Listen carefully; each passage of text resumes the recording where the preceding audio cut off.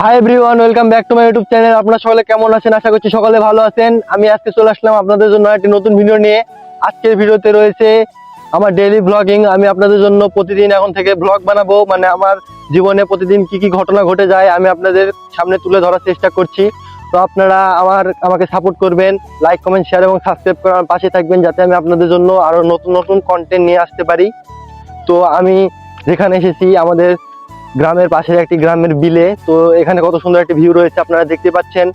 আমি আপনাদের জন্য একটি সিনেমেটিক শটের মাধ্যমে দেখাচ্ছি, আপনারা দেখতে থাকুন।